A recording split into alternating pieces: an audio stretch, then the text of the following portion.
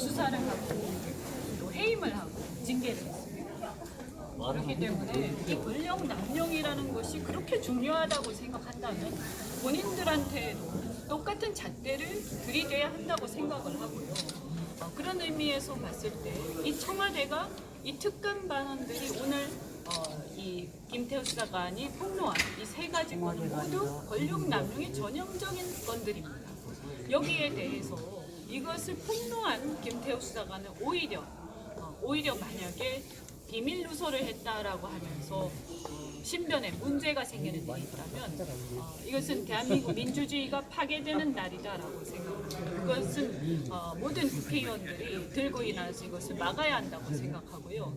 우리 국민들께서도 대한민국의 민주주의와 헌법 가치가 바로 설 수 있도록, 그리고 이 문재인 정권이 헌법을 내세우면서 집권해서 헌법을 내세우면서 정치 보복을 했으나 실제로는 자기들이 파괴하고 있는 이런 행태에 대해서 반드시 저는 응징해야 한다고 생각합니다. 네, 지금 수사관이 지금 수사를 받고 있는데요. 그럼 그 상급자인 지금 조국 민정수석은 자기는 전혀 책임이 없다고 그러는데 네. 거기에 대해서 어떻게 생각하십니까? 그럴 리가 없죠, 그죠? 그래서 지금 그 김태우 수사관이 본인이 아까 분명히 몇 가지 말씀을 하셨어요. 그래서 이인걸 특감반장이 지시한 사항들, 그 사항들에 대한 윗선의 어떤 공모, 윗선의 지시가 분명히 있는데 거기에 대해서 본인이 실명을 밝히진 않았지만 우리가 다 짐작하고 있는 바 아닙니까? 그렇다면 그 의혹에 대해서 당연히 수사를 해야 되고 연관된 모든 사람들을 조사해야 된다고 생각합니다. 박형철, 조국 전부 다 수사를 받아야 마땅하지 어째서 6급 수사관에 불과한 그 사람만, 김태우 수사관만 그렇게 계속 수사하고 그리고 소환하고 신변의 위협까지 느끼게 하는가. 결국 이것은 그 사람이 본인들의 자신들의 권력 남용 혐의에 대해서 폭로를 했기 때문에 오히려 정치 보복을 하는 게 아닌가 이렇게밖에 생각할 수가 없습니다. 네, 만약에 이것이 정치 보복이 아니다라고 주장을 하려면 스스로 나와서 자발적으로 수사를 받아야 할 것입니다. 시민으로 사나 위원님께 질문과 제안을 한번 드리겠어요. 지금 많은 방송 앞에서 의원께서 그렇게 얘기하셨습니다. 나라를 위해서 사실을 얘기한 사람이 불이익을 받는다. 예를 들어서 김태우 수사관이.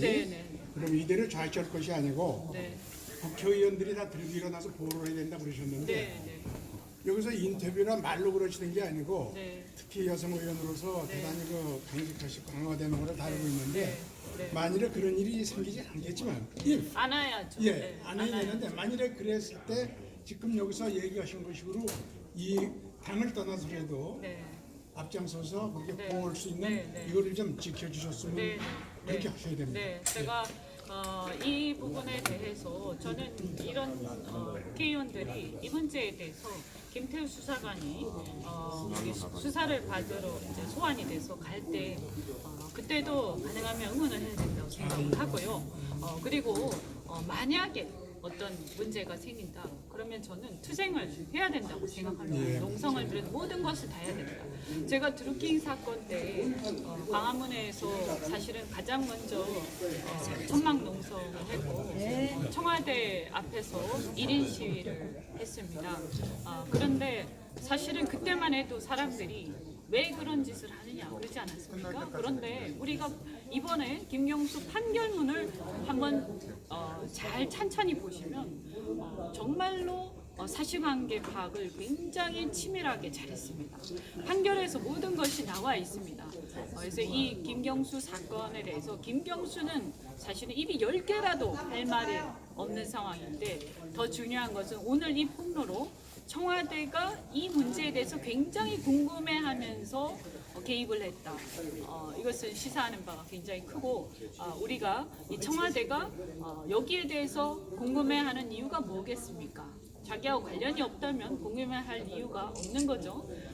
이 부분에 대해서 하루빨리 문재인 대통령께서 스스로 자발적으로 특검 수사를 자진 요청하셔서 진실을 밝혀주는 것이 대한민국이 하루빨리 정상화되는 길이라고 생각합니다. 신재민 전 사무관도 네. 비슷한 케이스인데 네. 그분은 지금 소식을 잘 모릅니다. 네. 이 부분에 대해서 네. 국회 차원에서 저희도 뭐 이렇게 접촉을 하려고 노력을 했습니다만 일단 병원에 그때 있었고 그런데 사실은 석연치 않은 부분들이 분명히 있습니다.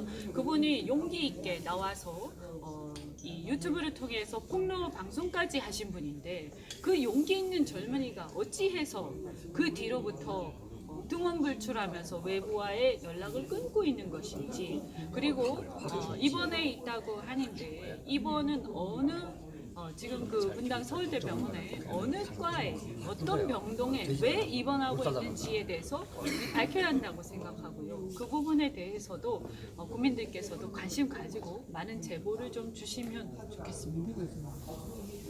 고맙습니다. 네, 고맙습니다. 고맙습니다. 반사 부탁합니다.